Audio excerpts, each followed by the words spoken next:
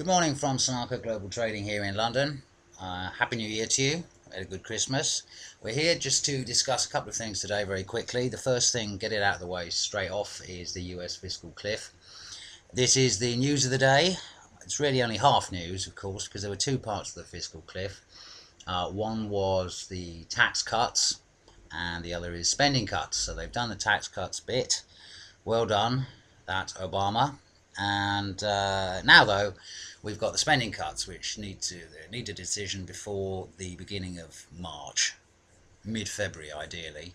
Reminds me of an old joke a friend once told me, which is that a swimmer just at the edge of a pool asks a guy who's looking on, "Is it safe to go in this water? There aren't any sharks, are there?"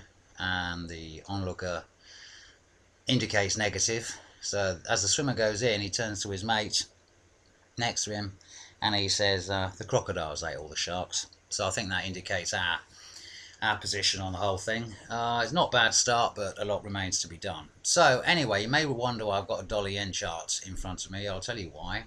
It is by far the more interesting story. I mean, basically the fiscal cliff is, if it gets past, the dollar will rally a bit for a while, and in total I mean, and the US equities markets and the world equities markets, as we've seen today, will head north, and then everybody will realise that the US is still an accident waiting to happen. Sorry to our American colleagues, but you can buy other things. Gold and silver, for example, one of my particular hobbies. Now the yen.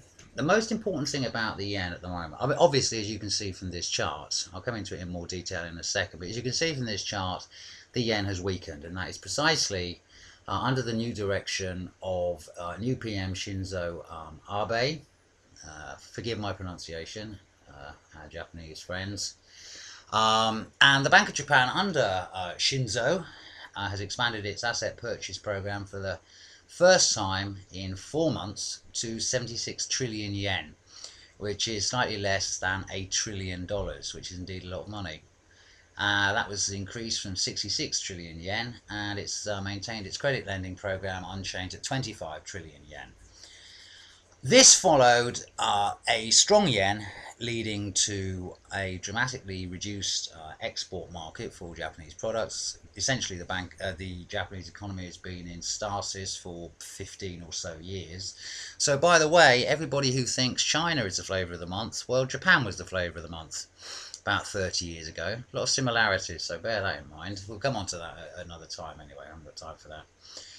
So let's go into what all of this highlights for the Japanese economy and all the Japanese assets. There's a dramatic sea change that we suggested may take place following Abe's victory, and it's indeed beginning to happen. Abe's plan basically put centre stage the concept of undertaking more fiscal stimulus and unlimited monetary easing. Unlimited is his word, obviously he said it in Japanese, but nonetheless we've translated it and it is unlimited. And he pledges to achieve nominal economic growth of 3%. By the way, this is there's been no nominal GDP growth for 15 years, as I mentioned. In Japan, and a specific 2% growth-oriented inflation target for the Bank of Japan. And that's over and above the ongoing stimulus measures that have been taken by the previous government, in which they increased various asset buying programs, none of which worked. So, the monetary easing should have a number of economic effects, with corollary effects onto asset classes, which we'll come on to in a second. First, and the key point, is that it should weaken the yen, as we've seen. I'll come on to buy and sell levels in a minute. The expectation of its coming into effect has weakened the currency basically from 78 to where it is now. Just under 88 in just a few weeks, even prior to Shinzo's victory. Now, the LDP, his party, also plans a currency warfare fund, again their words, not ours, to weaken the yen further with massive buying of foreign bond purchases. So this is very similar to the sort of thing that Switzerland did to cap the strength of the Swiss franc. The Swiss franc obviously being about the only thing in the world for a long time that it was well worth buying. And still is a very good buy, by the way. Now the effect of Switzerland's unlimited bond purchases has been to finance most of Eurozone's budget deficits for the last year or two with printed money. If Japan tries to do this, though, with a vastly bigger economy, then clearly it would imply a blast of quantitative easing for the world. Only temporary, though. For Japan itself, clearly a weaker yen makes exports cheaper relative to Japan's competitors. That will boost economic growth, increase employment, leads to domestic consumer-led growth kicking in, together with export-led growth as well. Something this country could do with the UK, by the way. This clearly will boost the domestic stock market, as we've seen precisely this, but there's no reason whatsoever, barring economic disaster, and heaven forfend that happen, but it does, particularly in that neck of the woods. The Nikkei should, as I say, all things remain equal, remain trending much higher, even though it's very toppish now. There's some downsides, though. I'll point this out, so you can't say we didn't tell you. The downsides for Japan in pursuing such ultra-loose monetary policy is that Japan, although it's trapped in a chronic deflation, it is a stable equilibrium. And that, by that, we mean that the real value of savings is rising because there isn't any inflation to erode the value. And in this respect, a return to higher inflation could set off a spike in the debt costs of the country, of course, and a flight from Japanese government bonds, JGBs. Indeed, there's an evident risk here that any meaningful sell-off in JGBs could trigger a serious problem in Japan's banking system, because basically that is what they hold as their, I think it's about 900% of their tier 1 capital.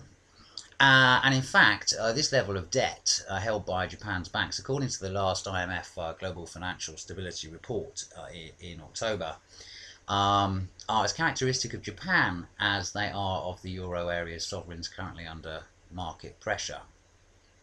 And the IMF, by the way, adds the concentration of bond risk within the banking system is expected to increase over the medium term, especially for smaller regional banks. Right, coming back, having got that out of our system, coming back to where we are. This is something I like to talk about for no apparent reason other than I do, but actually in investment terms it is well. Oh, but these charts, by the way, this chart's brought to us by our friends at fxstreet.com. Now, this looks all very good for those of you who are long dollar yen, doesn't it? Splendid. But as I've said many times before, and as others, this is for the retail investor, by the way. I know the rest of you know all this, I'm sure.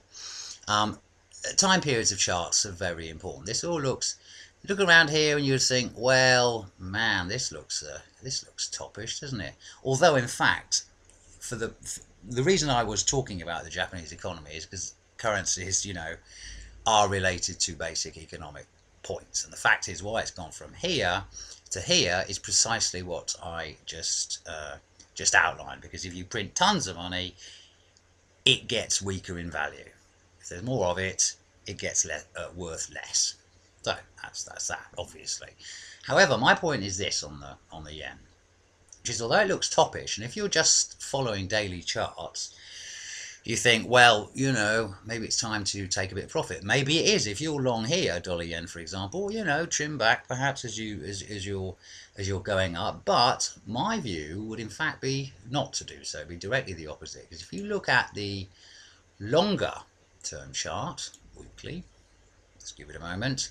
Different story, isn't it?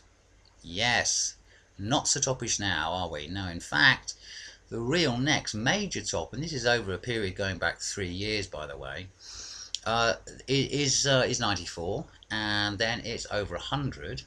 And if you go back, these are the levels, by the way, we expect it to go through over a period of time, not long, but over a period of time.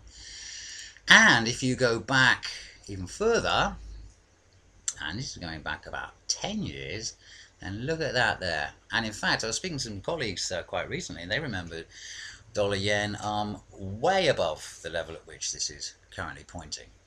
So there are a number of points I hope I've been able to illustrate, and that about wraps it up from us, I think we're just about to click this. Um,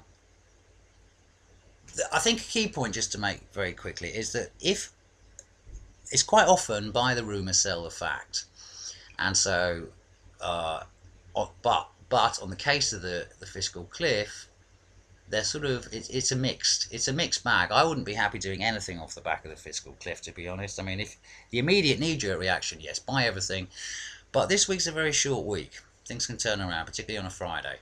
And anyway, we wish you well. I am, as always, the purveyor of harsh truths. I hope they're truths. I hope they're not too harsh. Just position right. That's it from me. Cheerio. Have a good afternoon.